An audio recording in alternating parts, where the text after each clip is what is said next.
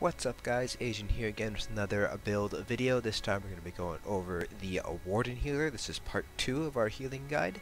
If you want to see part 2 of our Templar healing guide, you can click on the eye icon up in the upper right hand corner. So this is part 2. As a quick recap, we're going to be going over skill points, what skills we have on our bars, CP point distribution, attributes, basically anything that's non-gear related. If you want to see what gear you should be wearing, you can go ahead and click the eye icon up on the upper right hand corner of the screen right now. That was all covered in our healer guide part 1. So starting things off here with attribute points. Basically, there's a lot of things that are identical between Wardens and Templars. The big difference that you're going to really be mainly seeing here is really healing style, as well as skills, obviously, and whether or not you're going to be using Master Architect for 4-man content. Everything else otherwise stays pretty much identical. So you can see here, 54 points into Magicka, 10 into health, with Prismatic Enchants that brings us up to 19.4k health, plenty of health to survive some of the more difficult vet trials, with just enough Magicka to get by 30.5k Magicka. For our CP point distribution, this is pretty much identical to our Templar healer. 75 in Arcana, 75 in Tenacity. The other 80 points can be distributed however you'd like. I have 26 in Warlord, 26 in Tumbling, and 28 into Shadow Ward. For our blue CPs, 100 points into Blessed, 100 points into Elfborn, and then the other 30 points can be put pretty much wherever you want. I have 11 in Elemental Expert, 8 in Spell Erosion, and 11 in Master at Arms. And for your red CPs, don't forget this particular configuration I have is a one-size-fits-most. If you need to, if you know you're going to run content with more physical or magic damage, you might want to shift some CP points around just to fit that content you're running for the night. So I have 44 in Ironclad, 40 in Thickskin, 56 in Hardy, 56 in Elemental Defender, and 34 into Bastion. So that covers pretty much things that are more or less identical between Templars and Warden healers. So for this particular Warden build, I'm running Spell Power Cure as well as Master Architect. This particular build is meant more for 4-man content, less so for trials. If I was running trials, I'd be replacing Master Architect with something like Wormcoat or Mending.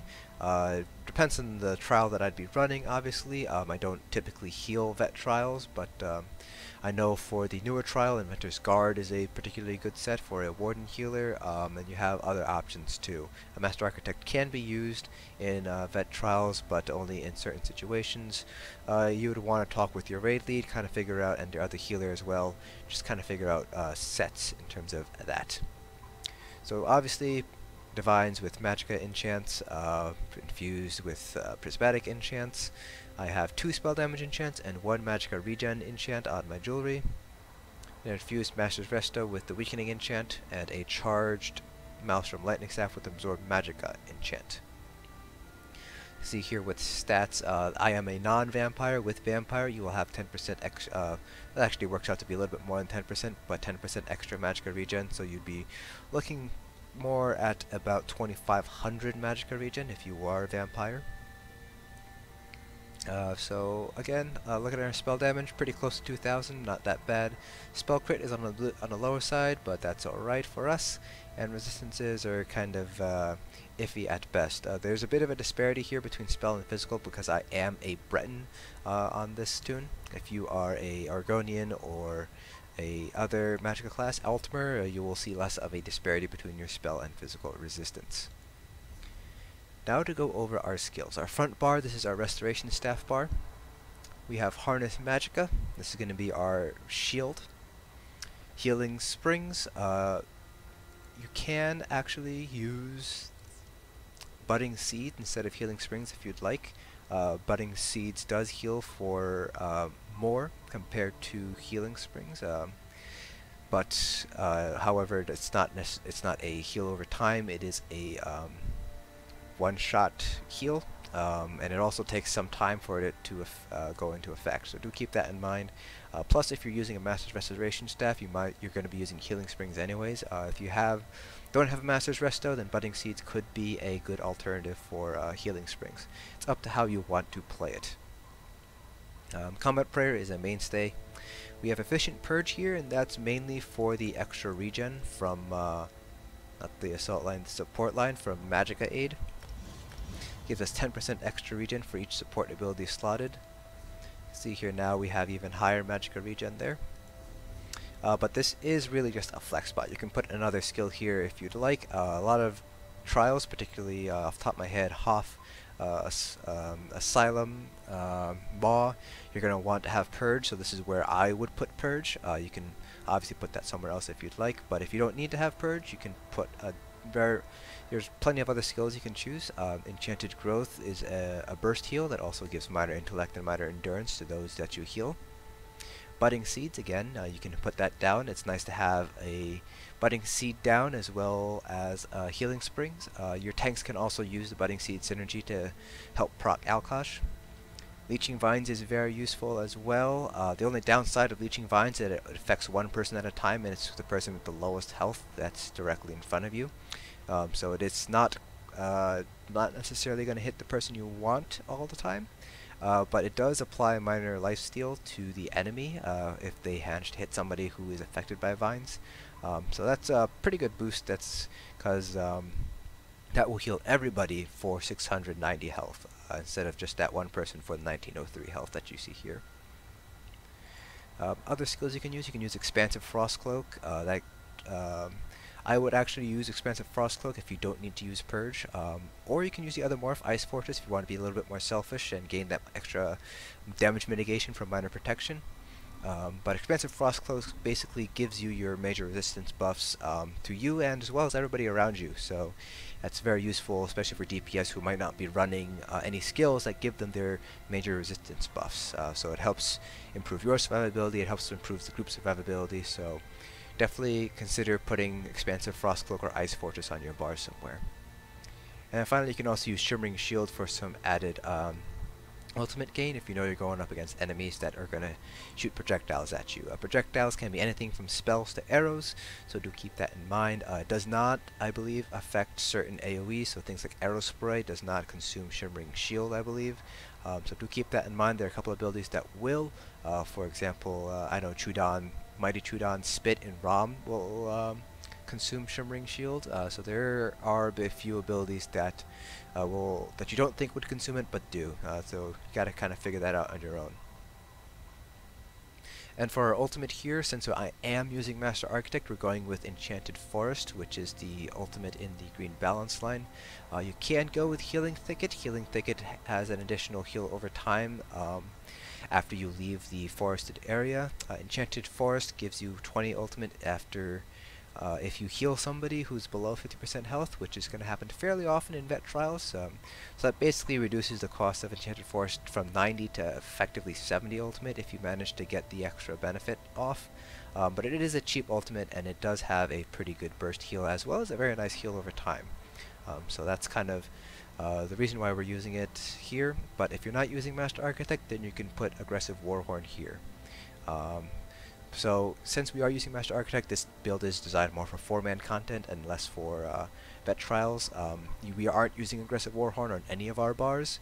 We're using Enchanted Forest instead, but like I said earlier, if you're not using Master Architect or Inventor's Guard, then go with Aggressive Warhorn here instead of Enchanted Forest. For our back bar, this is our Lightning Staff bar. We have Energy Orbs. Wardens do not have an equivalent to Shards compared to Templars, so your only source of resource return is going to be from Energy Orbs. So you're going to want that out. Not only is it a very powerful heal, that resource return from the synergy is obviously going to be very important for your DPS and tank. We have Lotus Blossom, that adds a little bit of extra heal every time you light and heavy attack.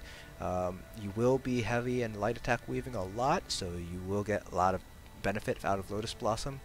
Plus this also procs, not Maturation, Nature's Gift, which gives you Magicka or Stamina back, whichever is your lowest resource pool at the time. So that does help you a little bit if you need to sustain yourself a little bit more, but you can also put other skills in this spot as well. So Lotus Blossom here is really more of a flex spot. But I like it there, not just for the additional heal, but also because it gives you Major Prophecy.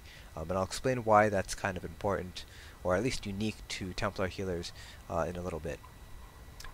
Ellie Drain, obviously. Blockade of Storms, again for the off balance. And Betty Netch. We have Betty Netch double barred here. So you can actually keep it on a single bar. If you swap from your Betty Netch bar to a bar without it, you will maintain the Betty Netch. However, under Animal Companions line, we do have a passive here, Flourish, which increases your Magicka and Stamina regen by 12% if you have an Animal Companion ability slotted. And Blue Betty is really the only Animal Companion ability that's of any use to a healer. So we keep that on both bars just so we maintain our Magicka regen. However, the Blue Betty on the back bar here, on one of these bars, can really be exchanged for any number of flex skills again. So it's up to you whether you want to double bar it or just single bar it. If you do single bar it, I recommend you keep it on the Restoration Staff bar, because that is the main bar that you're going to be healing on, so you're going to be on that the most. So you want the extra regen on your main bar, obviously, compared to your off bar. And we have Barrier here for the, again, Magicka aid, the 10% extra regen. So we talked up a few of our potential flex spots, quickly going over them again. The ones that we have here, you have Enchanted Growth as a burst heal, Budding Seeds for a synergy, and another burst heal, Leeching Vines for minor lifesteal, Expansive Frost Cloak for the major resistance buffs, Shimmering Shield for some ulti regen. There are some other options that you can have. You can slot Inner Light for Major Prophecy as well as 7% extra Magicka if you'd like. Purge, you can also go on the back bar if you'd like. That's pretty much it in terms of flex spots. Now again, like I said, for ultimates, Enchanted Forest is here because this build uses Master Architect, but if you're not using Master Architect, go with Aggressive Warhorn on your front bar. But you can keep Reviving Barrier here in the back bar. Alternatively, you can go with Northern Storm for extra Magicka as well as the major protection buff for anybody around you. There are going to be some instances where you're going to need to have that major protection buff depending on what strategy you use and what trial you run, so it's nice to have that option there. Or if you're going with the Aggressive Warhorn in the front bar, you can just move Enchanted Forest to your back bar instead. So, other things to keep in mind, food, we are going to be using Orzagar Red Frothgar for the health and Magicka regen. You can go with Witch Mothers, but you're going to need to probably replace one of the prismatic glyphs with a health glyph to make up for that loss of health. Now, in terms of potions, you have two options here. You can use Essence of Spell Power, which gives you Major Sorcery, Major Prophecy, and Major Intellect, and restores some Magicka. However, Wardens are kind of special in that you have native sources of Major Sorcery and Major Prophecy. Blue Betty provides Major Sorcery, and Lotus Blossom provides Major Prophecy. So these will provide those buffs for 20 seconds, and you should be having them up at all times if you're using them. So in this instance, you're basically wasting spell power pots because you don't need these Major Sorcery or Major Prophecy. You can't double up on those buffs. In those instances, when you are using Lotus Blossom, you can instead use Tripods here, which restore health, Magicka, and stamina, and gives you Major Fortitude, Intellect, and Endurance. This is generally going to be a lot more useful for you because you have that native source of Major Sorcery and Major Prophecy. So you don't need to necessarily waste your Cornflower and Lady Smock on Essence of Spell Power. Now do keep in mind though that Essence of Health Tripods are still going to be fairly expensive because you will be using Columbine, but they're generally less expensive to make compared to Essence of Spell Power. In addition, if you do end up being an Argonian, tripods, you have the passive that gives you more resources for every potion you drink. So using tripods is going to give you a double whammy. You're just going to restore even more resources. So one tripod will basically restore your stamina from empty to full if you're an Argonian. So that's really nice to have as a Warden healer, to have that flexibility in order to take advantage of your racial passive. So that's really it for this part 2 of our Warden healing guide. I do not have a Warden healer on the live, so unfortunately there will not be a part 3 for Warden healing. However, the same principles will apply to Warden healing when in Dungeon and in Vet Trials group as compared to Templar healing. Generally speaking, you want to make sure to keep Ellie Drain on the boss and the very important mobs if you're doing trash pulls. You want to obviously keep an orb out at all times as a Warden because that's your source of resource return for your DPS and tank, as well as a powerful heal. For Wardens, you always want to keep your Blue Betty and Lotus Blossom up if you're going to be using that. It's very important to keep those up for those buffs, as well as the magic regen from Blue Betty. If you're using expensive Frost Cloak, you're going to want to hit that while everyone's around you, so you're going to want to stay in the group wherever the DPS are and hit that expensive Frost Cloak. So if you're going to have to be prepared to step into melee range potentially if you have a couple of stamina DPS in your group, whether that's 4-man or in trial content. And beyond that, though, everything else pretty much stays the same. Lightning Wall, you're going to want to try to keep that up for off balance. Elemental Drain, I already talked about. So that's pretty much it. The one thing that you're going to have to keep in mind is if you are using Master Architect with Enchanted Forest, you're going to need to be aware of where you're positioning yourself. You want to ideally you want to give that Major Slayer buff to your 2 highest DPS, which are likely going to be stamina if you're in a vet trial group, but they could also be your ranged DPS depending on your group. In 4-man content, you're just going to want to stay away from the tank, since it will then automatically apply to the TPS. But in vet trials, you're going to need to be a lot more aware of where you're positioning yourself. And generally in vet trials, you're going to want to run aggressive Warhorn and not Enchanted Forest with Master Architect, just because Warhorn affects everybody in the group versus Master Architect, which only affects you and 2 other DPS. So that's something to keep in mind for vet trials. So that's it for this video. I apologize for not having a Warden healer on live. I can only have so many character slots open, and I can only grind so many tunes at once. But keep an eye out for the Templar Part 3 healing video. A lot of the same principles will apply for Warden healing. So again, hope this guide helps. I'll see you guys in the next dungeon.